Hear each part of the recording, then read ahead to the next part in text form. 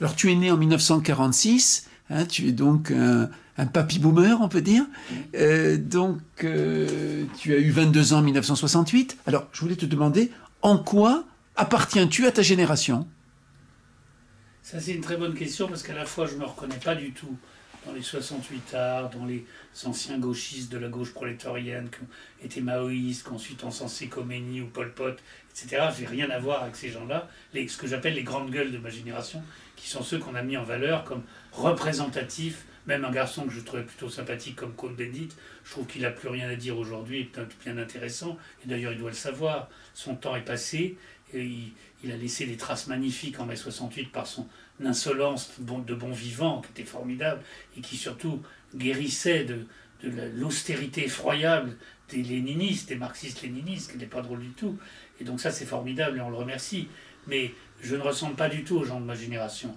Et je pense que d'ailleurs aucun de mes amis n'est typique de sa génération. Je crois que les créateurs sont des gens atypiques, qui sont décalés par rapport à tout le conditionnement culturel de leur génération et surtout aux utopies et aux rêves. Je n'ai pas du tout partagé les rêves de ma génération. Je n'ai jamais partagé le rêve hippie, je n'ai jamais partagé le rêve gauchiste. Quand tout le monde se réjouissait en 80 du succès de Mitterrand, j'avais envie de pleurer. Et j'ai été surpris moi-même de cette réaction. Mes amis sablaient le champagne. Ah, la gauche au pouvoir, moi ça m'a effrayé. Je me suis dit, d'abord, une vraie gauche devrait être toujours dans l'opposition.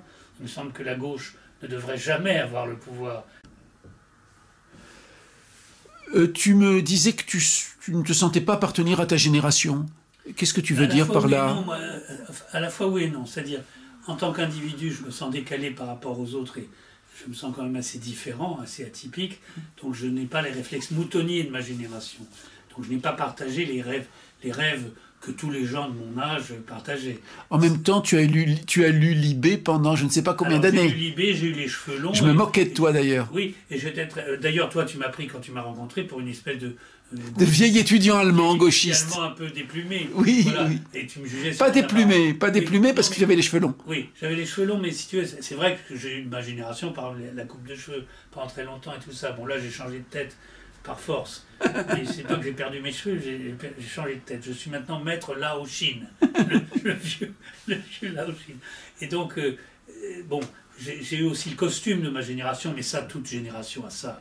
Il y a les grands hommes de 3ème République, on les reconnaît à leur moustache. Le refus du costume, le refus de la cravate obligatoire de ton enfance. Des choses comme ça, oui. Voilà. Donc ça c'est vrai, parce qu'on venait aussi des cheveux en brosse. Oui. On venait d'un système pas drôle du tout dans les générations précédentes.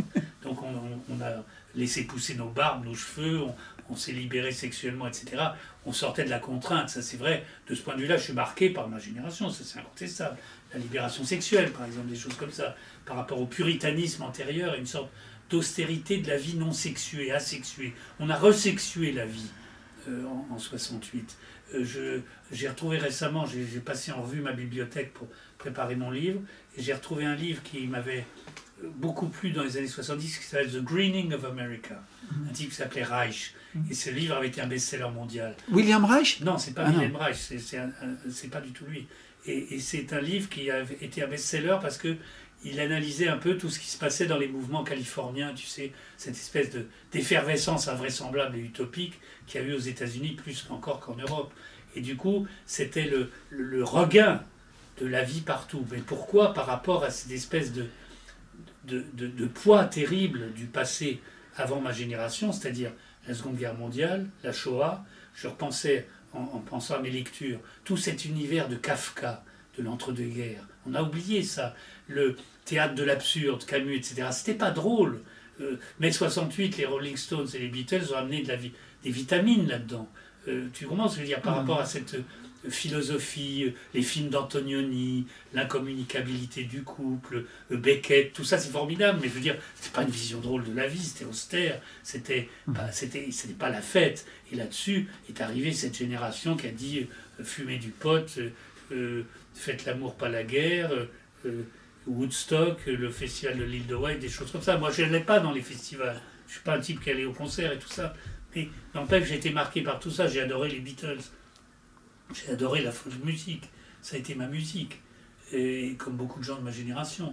Et quand j'ai rencontré Jean-Luc Giraud et mes autres amis avec qui on a vécu de façon éphémère en communauté dans un appartement que je payais parce que j'étais le seul qui avait un salaire, eh bien, on se prenait, enfin moi je nous prenais un peu pour les Beatles du cinéma. Je pensais qu'on allait être un groupe comme il y avait les rockers en musique qui allaient faire dans le monde de l'image et du texte l'équivalent d'un groupe créatif aux talents complémentaires.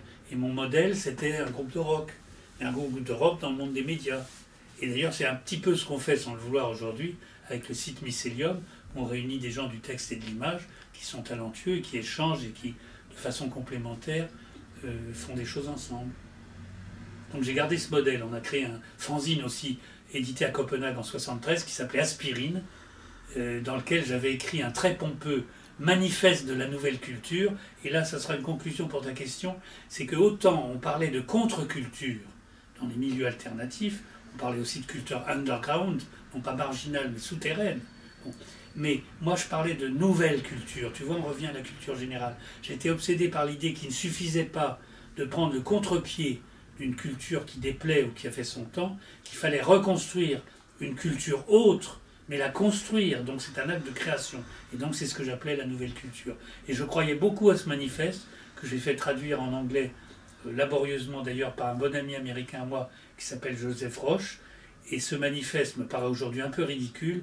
Il a été écrit à la façon d'Althusser à l'époque, c'est-à-dire, tu sais, par paragraphe numéroté, comme font les scientifiques, 1, 1, 1, 2, 1, 3, etc.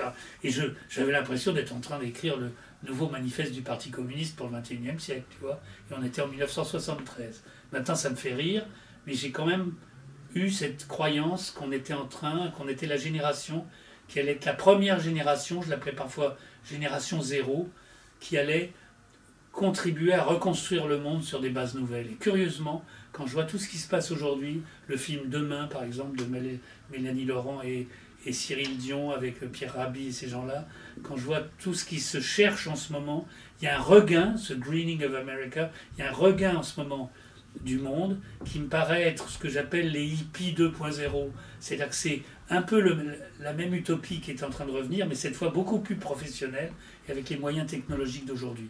Et du coup, ça peut faire espérer que cette fois, ce ne sera pas éphémère et que ça va aller plus loin.